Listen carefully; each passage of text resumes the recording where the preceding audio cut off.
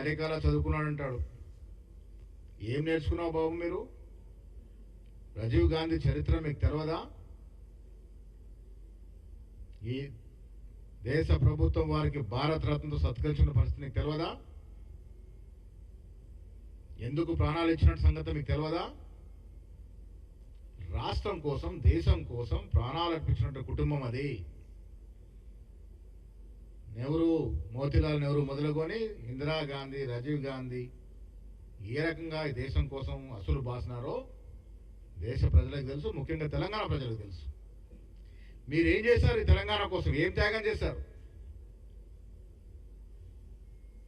తెలంగాణ రాష్ట్రం కోసం కొన్ని వందల మంది విద్యార్థులను ప్రాణాలు అర్పిస్తే కిరోసిన్ వేసుకొని అగ్గిపెట్ట దొరకలేరని నటిస్తున్నటువంటి హరీష్ రావు త్యాగదనుడా?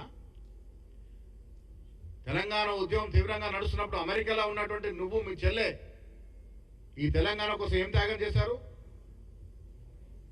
అధికారం వచ్చిన తర్వాత ఉన్నపరంగా వచ్చేసి మంత్రులుగా, ఎమ్మెల్సీలుగా, ఎంపీలుగా చలామైన మీరు ఏం త్యాగం చేశారని రాజీవ్ గాంధీ గురించి మాట్లాడుతూ ఉన్నారు. సర్వ సంపద దేశం కోసం త్యాగం చేసిన కుటుంబం గాంధీ కుటుంబం. దేశ ప్రజల, రాష్ట్ర ప్రజల సంపద దోచుకున్న కుటుంబం కేసీఆర్ కుటుంబం. ఈ దేశంలోనే అత్యంత తక్కువ సమయంలో అత్యంత ఎక్కువ దోచుకున్న కుటుంబం, రాజకీయ కుటుంబం ఏదైనా ఉంది అంటే అది కేసీఆర్ కుటుంబము. ఇది దేశ ప్రజలందరూ తెలుసు. అడ్డగోలుగా భూముల పేరిట, నిధుల పేరిట, నియామకాల పేరిట రాష్ట్ర సంపదను దోచిన మీరు గాంధీ కుటుంబం గురించి మాట్లాడితే ప్రజలు అసహించుకుంటారనే మాట గుర్తుపెట్టుకోవాలి కేటీఆర్ గారు. నిన్న అరెస్టు డ్రామా తెరదీశారు.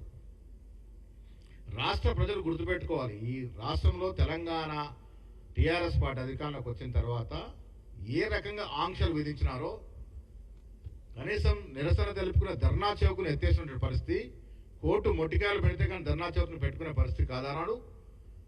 మాలాంటి కాంగ్రెస్ నాయకులు ఎన్ని వందల మార్లు గోరెంటు బందీ చేసిన సందర్భము, మాట్లాడే స్వేచ్ఛ లేకుండే, ప్రజాస్వామ్యంలో ధర్నా చేసే స్వేచ్ఛ లేకుండే, అలాంటి నిర్బంధ పాలన నుంచి పోయిన సంవత్సరం సంఖ్యలు తెంచుకొని ప్రజాపాలన వచ్చింది. రేవంత్ రెడ్డి గారు ముఖ్యమంత్రి అయిన తర్వాత ఈ రాష్ట్రంలో ఎక్కడ కూడా నిర్బంధం లేదు. పోలీసు నిర్బంధం, ఎవరిని గృహ నిర్బంధం చేయలే, ఎవరిని అరెస్ట్ చేయలే.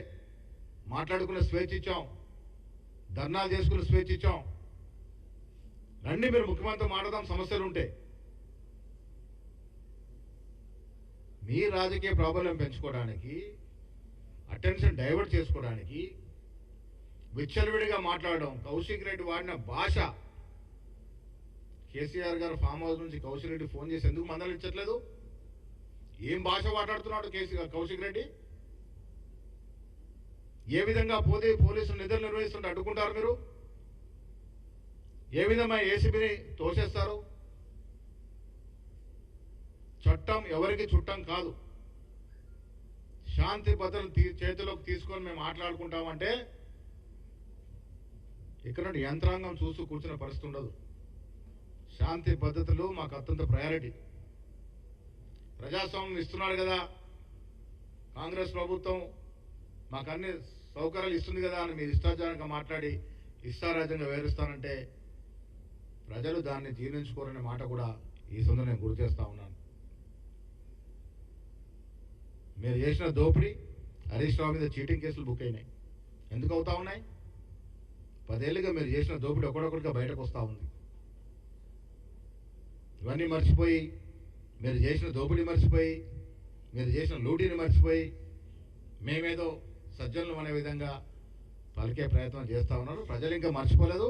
10 ఏళ్ల నిరంకుశ పాలన, మీరు జరిపిన పాలన ఇంకా ప్రజల మధ్యలో మెదులుతూనే ఉంది. మీరైతే పగటి కళ్ళు కంటా ఉన్నారు. ఈ రాష్ట్రంలో బీఆర్ఎస్ పార్టీ ఇంకా ముందు రాజకీయ మనుగడ సాధిస్తుందని నేనైతే అనుకోవట్లేదు. నాకు తెలిసి నాయన కొడుకు, తండ్రి కొడుకులు తప్ప ఎవరు ఆ పార్టీలో మిగిలే పరిస్థితి లేదు. పగటి కళ్ళు మానేయండి. లేనిపోని విమర్శలు, సంబంధం లేని విమర్శలు చేయడం మానండి. రాష్ట్రం సంవత్సరం పాటుగా చాలా అభివృద్ధి కార్యక్రమాలు చేసుకుంటా ఉంది, సంక్షేమ ఫలాలు ఇస్తూ ఉంది. పండుగ జరుపుకుంటున్న వేళ ఇది. ప్రజలందరూ మమేకమై జరుపుకున్న పండుగలో మీరందరూ కూడా, ప్రతిపక్ష పార్టీలందరూ కూడా మమేకం కావాలని చెప్తా ఉన్నాం.